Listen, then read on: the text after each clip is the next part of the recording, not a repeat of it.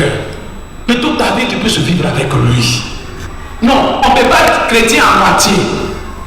Il y a des gens qui sont chrétiens à l'église, mais quand ils vont dans les maquis, ils ne sont plus chrétiens là-bas. Jésus reste ailleurs. Ou bien qu'ils sont dans les bureaux, Jésus reste ailleurs. Ils ne peuvent plus prononcer le nom de Jésus. C'est difficile de dire bonjour à quelqu'un, mon frère, que Dieu te bénisse. Ça, c'est difficile de prononcer. Non, tu as accepté le Seigneur Jésus-Christ, oui ou non?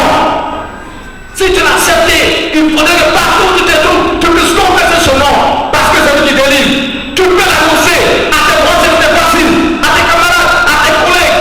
Oui, que oui, c'est ce Jésus-là qui donne le repos de l'âme. C'est Jésus-là qui donne la bénédiction dont vous cherchez partout.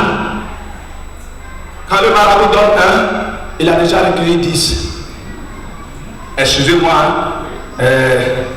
s'il y a les Français ici, excusez-moi. Il y a quelqu'un qui disait que quand les Européens financent quelque chose qui vous donne un pont, ils ont déjà obtenu au moins pour 10 ponts chez eux. Alléluia. Mais Jésus n'est pas comme ça. Ton Jésus n'est pas comme ça. Mon Jésus n'est pas comme ça. Jésus, quand il te donne, il t'a donné. Et il te donne de façon gratuite. Il dit, je vous ai donné gratuitement. Voilà, en envoyant les disciples, il a dit, allez, ne prenez rien. Moi, je vous ai donné gratuitement. Donné gratuitement.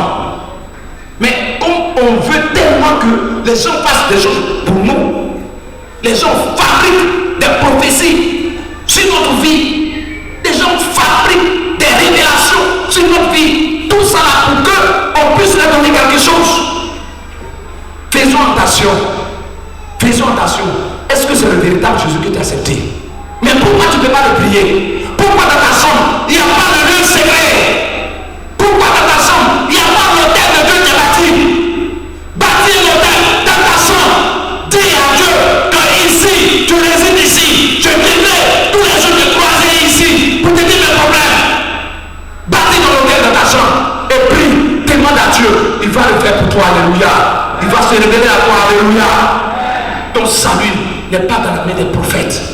Ton salut n'est pas dans la main des pasteurs. Non, ta bénédiction ne vient pas d'eux, mais ça vient du Seigneur Jésus-Christ. Il dit, venez à moi, vous tous, bien fatigués, chargés, à moi. N'a pas dit à eux, n'a pas dit à eux. Il dit, venez à moi seul. C'est lui seul qui peut le faire. Ton salut vient de lui. Fais confiance en ton Dieu. Fais confiance à ton Jésus. Il peut le faire pour toi. Les personnes qui viennent pour à chaque fois t'encourager à faire certaines choses qui ne sont pas la volonté de Dieu. Fais attention à ces personnes. Alléluia. Alléluia. Paul nous disait en Corinthiens que celui qui vient te voir notamment pour que puisses-tu aller consulter un autre Dieu qui n'est pas le vrai Dieu, c'est-à-dire un marabout, un divin, il faudrait que tu prononces sur lui que cette personne soit anathème. Ça veut dire, je lui dis que tu sois maudit à jamais. C'est biblique. Mais certaines personnes dans les situations difficiles, on vient nous encourager. Non, le marabout est de l'autre côté, il est fort. Ça là, tout à l'heure, il va régler ça vite.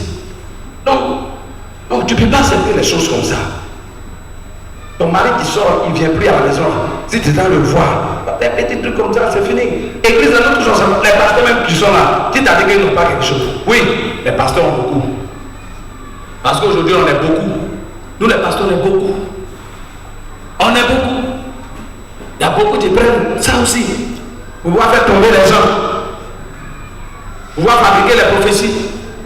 Là, on sait ça. Dans nos rangs, il faut faire attention. Moi, je l'ai dit. Si moi, je dois tromper les gens pour avoir de l'argent, je préfère rester de l'autre côté où j'étais avant. Bon, ici à l'église, j'ai trompé, j'ai pris combien ici? J'ai travaillé à la vie. Quand j'étais là-bas, l'argent, je pouvais faire braquage avec mes amis et les amis qui sont des grands bandits là, et puis braquer, prendre beaucoup. On me met en prison, je suis en prison jusqu'à le jour où je sors. Si je ne suis pas bon là-bas que je sors, je vais avoir un peu pour marcher. Mais Dieu est bien chrétien. Prends ton argent. C'est pour faire quoi?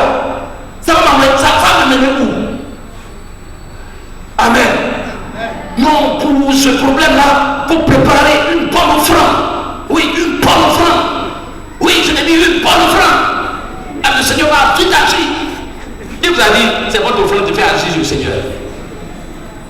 C'est pas l'offrande qui fait agir le Seigneur. Quand il me fait pour toi, il se dit, je sais que tu es mon fils, tu es ma fille, et tu as besoin de cela pour faire de le faire, pour que tu puisses glorifier mon nom partout où tu passeras.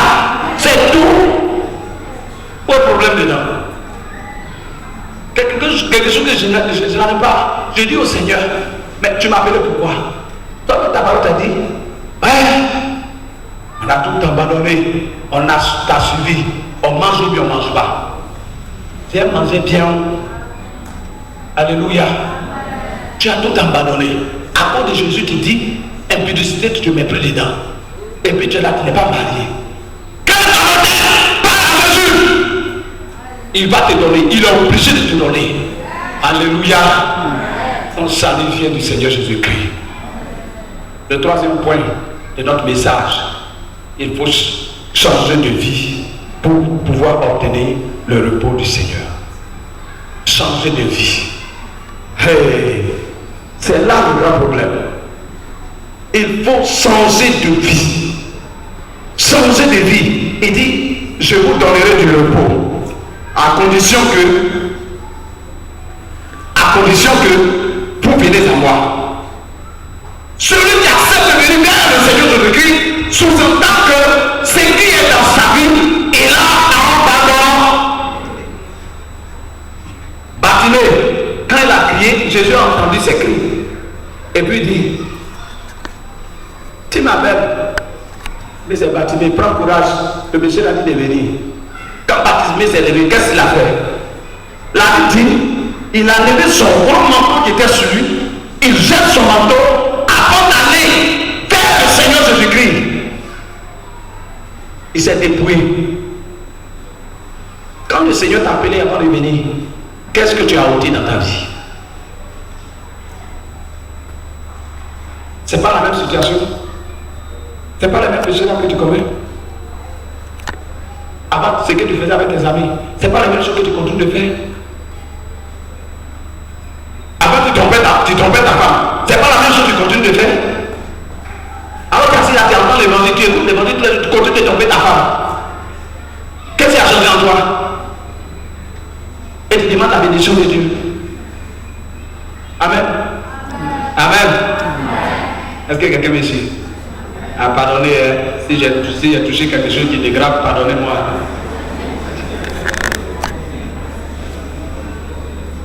Amen. Et nous les hommes, on est trop forts. Avant, on travaille, le travail finit à 17h30. On arrive à la maison à 23h. Quand la femme va parler, il dit, aujourd'hui, embouteillage, on m'a fait tuer. Il y a l'embouteillage. Comme tu sais, qui a mis un embouteillage sur ton chemin? Que le Seigneur nous bénisse. De changer de vie. Si vous changez de vie, je suis prêt à vous bénir. Jésus-Christ veut que nous changeons de vie. C'est que nous étions avant, lorsqu'il nous appelait, il faudrait que nous puissions nous débrouiller. Il a pris des hommes, des serpents qui s'émuent chaque année. Le serpent, chaque année, il va laisser tomber sa vieille peau et se revêtir d'une nouvelle peau. C'est comme ça que le serpent fait. Il dit le chrétien, dans sa vie, c'est ce qu'il doit toujours faire. La Bible dit, celui qui dit qu'il n'a pas de péché dans son cœur, il fait Dieu du menteur et lui-même est un gros menteur. Tous les jours, quand tu sors, il faut toujours, et tu rentres chez toi à la maison, prends le temps de vérifier dans ta vie. Qu'est-ce que tu as fait? Tu as pu offenser Dieu. Et demande pardon à Dieu. Il est prêt à te pardonner.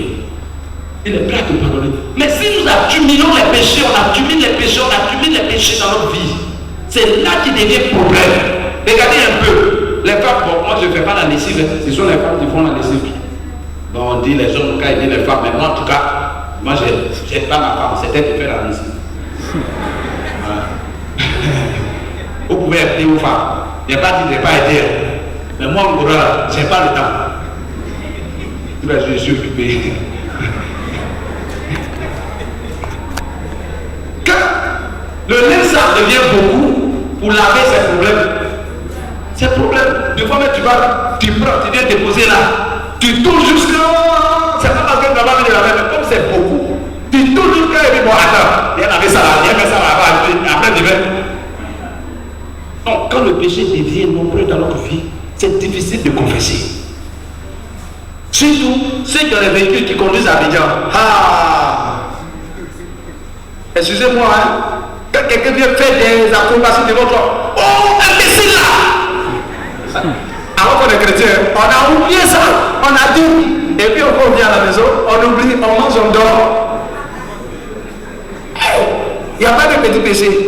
Quand tu rentres le soir, prends le temps, demande pardon à ton Dieu. Demain tu vas le faire encore. Mais cette fois, demande pardon à ton Dieu. Et il est prêt à te pardonner, à te dépouiller de toutes ces choses. Alléluia. Je prie que le Dieu d'Israël accorde le repos réel à chacun de nous. Que tous ces bagages ancestraux que nos parents ont déposés sur nous, que nous-mêmes aussi nous avons provoqué, c'est sur nous, ce qui fait que notre joug est devenu encore plus lourd et que nous ne pouvons rien faire. On ne peut pas se défaire de cela que le Seigneur Jésus-Christ. En ce jour, nous donnerons des ça au nom de Jésus-Christ. Amen. Il a dit, venez à moi, mon joug est léger et tout à porter. Oui, venez et portez le joug du Seigneur Jésus-Christ. Il est prêt à nous donner cela. Que le Seigneur nous bénisse et nous fortifie au nom de Jésus-Christ. Amen. Nous allons tenir debout pour prier. Dis à Dieu, Seigneur, je vais avoir le repos. Mais je vais reconnaître d'abord ce que je suis. Le fardeau qui me fatigue. Avant que tu me décharges. Dis à ton Dieu maintenant ton fardeau. La situation qui est en train de tenter. La situation qui te fatigue. Dis-lui, Seigneur, voici ça. Il veut que tu le dises. Dis-lui et il est prêt à le faire. Et pendant que tu es en train de lui dire, demande à Dieu de te donner une nouvelle vie désormais. Que tu ne vis pas comme les sentiments le vivent, mais tu vis désormais comme un enfant renouvelé. Le Seigneur est prêt à faire cela dans ta vie. Alors nous allons fermer les yeux et ensemble lever la voix et prier.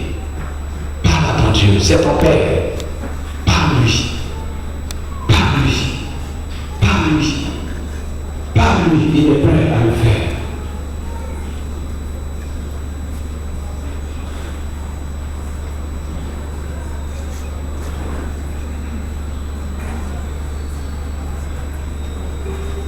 Dis Seigneur Jésus, juste d'un salut parfait.